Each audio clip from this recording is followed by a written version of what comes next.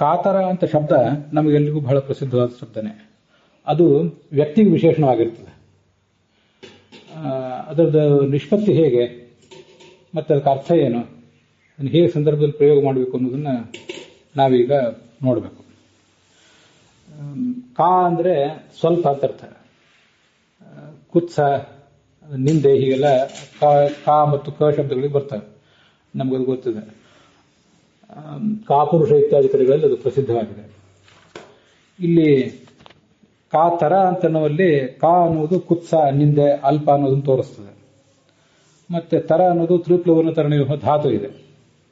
ಹೀಗೆ ವಾಚಸ್ಪತ್ಯ ಕೋಶಕ್ಕನುಸಾರವಾಗಿ ತರತಿ ಅಂದರೆ ಕಷ್ಟವನ್ನು ದಾಟ್ತಾನೆ, ತನ್ನ ಕಾರ್ಯ ಸಮಾಪ್ತಿಯನ್ನು ಮಾಡ್ಕೋತಾನೆ ಅಂತ ಅರ್ಥ.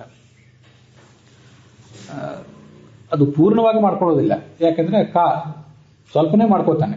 ಅರ್ಥಾತ್ ತನ್ನ ಕಾರ್ಯವನ್ನು ಪೂರ್ಣವಾಗಿ ಸಮಾಪ್ತ ಮಾಡಲಿಕ್ಕೆ ಅವನಿಗೆ ಶಕ್ತಿ ಇಲ್ಲ, ಒಂದು ಅರ್ಧಮರ್ಧ ಮಾಡ್ತಾನೆ ಅಂತದಕ್ಕೆ ತಾತ್ಪರ್ಯ ಆಗ್ತದೆ. ಅದು ಯಾಕೆ ಹಾಗೆ ಅಂತಂದ್ರೆ ಅವನು ದುರ್ಬಲನಾದ್ರಿಂದ, ಹೆದರಿರುವುದರಿಂದ ಅಂತದಕ್ಕೆ ಅರ್ಥ. ಹೀಗೆ ಕಾ ಪ್ಲಸ್ ತರತಿ ತನ್ನ ಕಾರ್ಯದಲ್ಲಿ ಸಮರ್ಥನಾಗ್ತಾನೆ. ಇತಿ ಕಾತರಹ ಅಂತ ಅವನನ್ನ ಕರಿಬೇಕು. ಧಾತು ಈಗ ಅಚ್ ಪ್ರತ್ಯಯವು ಮತ್ತೊಂದು ಯಾವುದೋ ಪ್ರತ್ಯಯ ಬಂದು ಆ ಕಾತರ ಹೀಗೆ ನಿಷ್ಪನ್ನ ಆಗಿದೆ ಶಬ್ದ. ಇದನ್ನು ನಾವು ಯಾವತ್ತೂ ಕೂಡ ವ್ಯಕ್ತಿಗೆ ವಿಶೇಷವಾಗಿ ಬಳಕೆ ಮಾಡಬೇಕು. ದ್ವೈಪಾಯನ ಕಾತರಹ ಹೀಗೆಲ್ಲ ಭಾಗವತದಲ್ಲಿ ಪ್ರಯೋಗ ಇದೆ.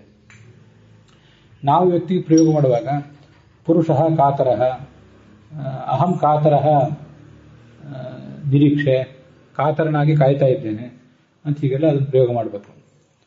ಹೊರತು ಕನ್ನಡದಲ್ಲಿ ಅದನ್ನು ಪ್ರಯೋಗ ಮಾಡುವಾಗ ಕೆಲವು ಬಾರಿ ನಾನು ಕಾತರದಿಂದ ಕಾಯ್ತಾ ಇದ್ದೇನೆ ಅಂತ ಹೀಗೆ ಪ್ರಯೋಗ ಮಾಡುವುದೆಲ್ಲ ಕಂಡು ಬರ್ತದೆ. ಕಾತರದಿಂದ ಅಂತ ಹೇಳಬಾರದು, ಕಾತರತೆಯಿಂದ. ನಾನು ವ್ಯಕ್ತಿ ಕಾತರ, ಅವನಲ್ಲಿರುವ ಗುಣ ಕಾತರತೆ.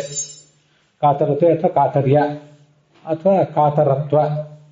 ಹೀಗೆ ಕಾತರತ್ವ ಒಂದು ಶಬ್ದ, ಕಾತರತಾ ಅಂತ ಇನ್ನೊಂದು ಶಬ್ದ, ಕಾತರ್ಯ ಅಂತ ಇನ್ನೊಂದು ಶಬ್ದ. ಈ ಮೂರಲ್ಲಿ ಯಾವುದಾದ್ರು ಒಂದು ಶಬ್ದವನ್ನು ಬಳಕೆ ಮಾಡಿ ಕಾತರ್ಯದಿಂದ, ಕಾತರತೆಯಿಂದ ಅಥವಾ ಕಾತರತ್ವದಿಂದ ಕಾಯ್ತಾ ಇದ್ದೇನೆ ಅಂತ ಶಬ್ದ ಪ್ರಯೋಗ ಮಾಡಬೇಕು. ಹೊರತು ಕಾತರದಿಂದ ಅಂತ ಶಬ್ದ ಪ್ರಯೋಗ ಮಾಡಬಾರ್ದು. ಮತ್ತೆಲ್ಲಾದರೂ ಹೀಗೆ ನೀವು ಕೇಳಿದ್ರೆ ಕಾತುರದಿಂದ ಅಂತ ತು ಅನ್ನೋ ಶಬ್ದ ಕೂಡ ಅಲ್ಲಿ ತಪ್ಪು. ತರ ಅಂತ ಧಾತು ಇರೋದ್ರಿಂದ ಕಾತರ ಅಂತ ವ್ಯಕ್ತಿಗೆ ವಿಶೇಷಣ, ಕಾತರತ್ವ ಅನ್ನೋದು ವ್ಯಕ್ತಿಯಲ್ಲಿರುವಂತಹ ಗುಣ, ಧರ್ಮ ಆ ಸಂದರ್ಭದಲ್ಲಿ. ನಿತ್ಯ ಬಳಕೆಯಲ್ಲಿ ಕಾತರ್ಯ ಮತ್ತು ಕಾತರತ್ವ ಅನ್ನೋದು ಹೆಚ್ಚು ಬಳಕೆಯಲ್ಲಿಲ್ಲ. ಕಾತರತ ಅನ್ನೋದು ಬಳಕೆಯಲ್ಲಿದೆ. ಕಾತರತೆಯಿಂದ ಅದನ್ನು ಹೆಚ್ಚು ನಾವು ಬಳಕೆ ಮಾಡುವುದು ಸೂಕ್ತ ನಿತ್ಯ ಬಳಕೆಯಲ್ಲಿ. ಹೀಗೆ ಇದನ್ನು ನಾವು ವ್ಯವಹಾರದಲ್ಲಿ ತರಬಹುದಾದಂತಹ ಶಬ್ದ. ಅದು ಸರಿಯಾಗಿ ಯಾರಿಗೆ ವಿಶೇಷಣ, ವ್ಯಕ್ತಿಯನ್ನು ಹೇಳ್ತದೋ ವ್ಯಕ್ತಿಯ ಗುಣವನ್ನು ಹೇಳ್ತದೋ ಅನ್ನೋದನ್ನೆಲ್ಲ ಗಮನಿಸಿ ಅದನ್ನು ಪ್ರಯೋಗಿಸಬೇಕು.